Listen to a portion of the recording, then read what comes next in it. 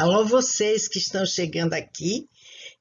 Nós estamos começando a nossa quarta aula do mini curso de TCC, cujo tema é o objeto do trabalho científico ou o objeto da pesquisa, né?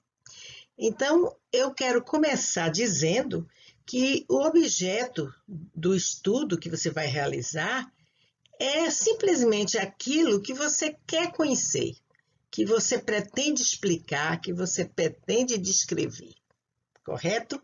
Então, essa é a definição mais simples que a gente pode dar para esse objeto, tá certo? E eu quero, então, dizer o seguinte, que num TCC, né, você realiza um estudo destinado a obter o conhecimento sobre um objeto. E o que é esse objeto? Ele é o ponto central, né, de uma investigação, que eu digo que é de um quebra-cabeça, né? Você sabe que o quebra-cabeça ele tem uma pedra central que precisa ser encontrada para ser complementar todo o quebra-cabeça. Então, no caso do objeto, ele é essa peça importantíssima que você precisa destrinchar, precisa entender, precisa conhecer para você chegar à verdade que você procura, correto? A verdade sobre um tema específico que você está estudando. Agora, esse objeto, ele tem dois tipos de características bem distintas de acordo com o tipo de ciência que determina o estudo que você está fazendo. E nós temos objetos de investigação nas pesquisas, ou nas ciências, nas pesquisas de ciências exatas, como ciências médicas, físicas, matemática, etc. Esses estudos eles são regidos por uma razão de ordem prática, ou seja, é um estudo que será realizado para ser aplicado no final. E o objeto desse tipo de ciência, dos estudos dessas ciências, ele é um objeto concreto, um objeto palpável, né? Sensível aos sentidos, né? Você pode vê-lo, você pode manipulá-lo, tá certo? E que é, então, um objeto concreto. Mas, no caso das ciências humanas e sociais, existe uma confusão muito grande entre os alunos, principalmente aqueles que estão realizando pela primeira vez esse tipo de trabalho, que é considerar que o objeto das ciências exatas é exatamente o mesmo das ciências sociais e humanas, quando, na verdade, não é. Quando nós estudamos um objeto característico das ciências humanas, nós estamos estudando coisas subjetivas, coisas que não podem ser palpáveis, não podem ser tocadas, tá? Você não vê, não cheira, não sabe. Então, por exemplo, se você está estudando as opiniões de um determinado eleitorado, por exemplo, como se configuram essas opiniões, você não está estudando, o seu objeto não é o eleitorado, não são as pessoas que compõem aquele eleitorado, que é uma coisa concreta. Você está estudando as opiniões desse grupo, tá? Ou desses grupos. Então, essas opiniões são coisas bem materiais. Você nunca ouviu uma opinião passeando pela cidade, não é? Então, não é uma coisa concreta. Então, tenham sempre em vista isso. Quando vocês definirem o objeto, tem que saber que não é alguma coisa concreta, não se identifica com uma coisa. É uma ideia, um sentimento, é uma formulação que é mais além de uma coisa objetiva. Na verdade, esse tipo de investigações, eles são movidos por razões de ordem intelectual, diferentemente do outro tipo de investigação, né? Agora, quer dizer o seguinte, que você vai estudar aquele objeto com o objetivo principal de obter conhecimento sobre aquilo, né? De acrescentar mais um tijolinho na construção do conhecimento humano.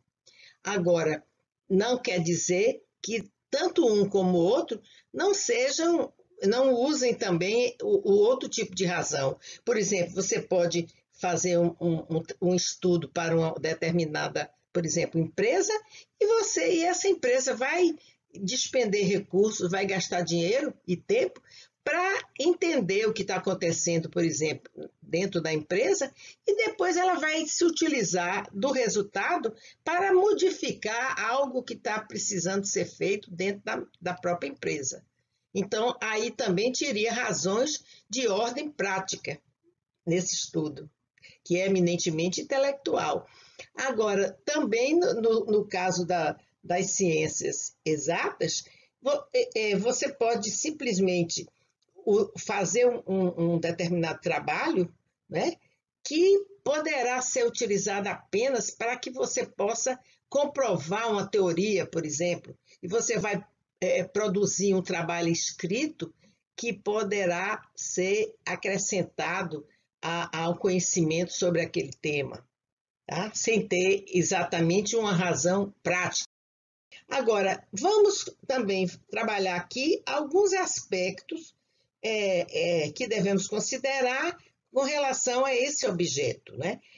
Por exemplo, o objeto do estudo sempre deriva de um problema, né? Ou seja, sempre se define a partir de uma pergunta, de uma questão que se levanta sobre um tema e que não é possível de ser respondida antes que se faça uma pesquisa, tá certo? Então, essa é o que dá o insight para que você estabeleça o seu objeto, é exatamente o problema, né? E nós falaremos do problema na próxima aula. Bom, ele tem, então, como eu disse,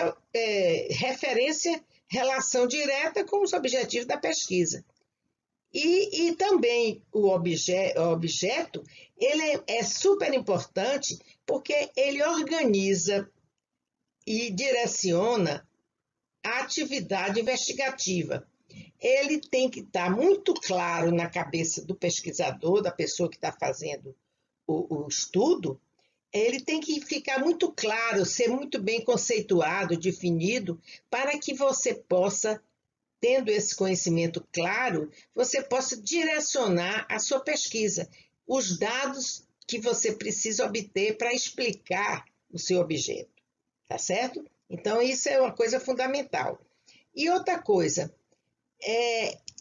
na verdade, o objeto representa o conhecimento que você precisa ter, tá certo? É exatamente o resultado que você precisa obter na pesquisa para poder explicá-lo, ok? E responder aquela pergunta inicial que deu origem ao objeto.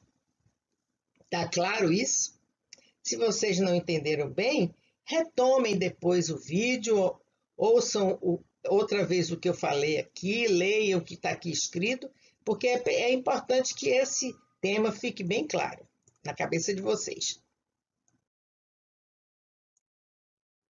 Bem, então vamos mostrar a relação que existe entre os objetivos da investigação e o objeto da pesquisa, e o objeto do estudo, né?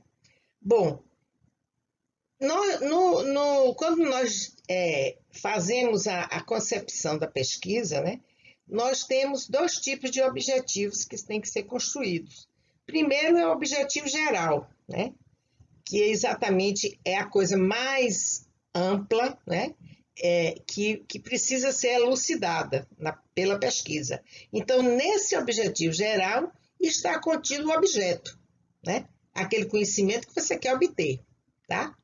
A sua finalidade. essa limitação aí dentro desse objeto geral, objetivo geral, você tem que deixar tudo muito claro, conceituar aquilo com muita clareza para que você saiba exatamente o que é que você quer saber, né? Agora, além disso, nós construímos esse planejamento com os objetivos específicos, que é exatamente esses objetivos específicos, é como se fossem caminhos, tá? Através dos quais nós obteremos dados que irão explicar o objetivo geral, ou seja, nós vamos colher conhecimento para explicar o objeto, ok? Tá certo? E testar aquilo que nós estabelecemos, como seria o resultado do nosso objeto, tá? Então, seria a tese que vocês vão ter que criar e que nós vamos também fazer duas aulas à frente, explicando tudo como vocês devem construir essa tese, correto? Então, nós temos o geral, o objetivo geral, e os objetivos específicos.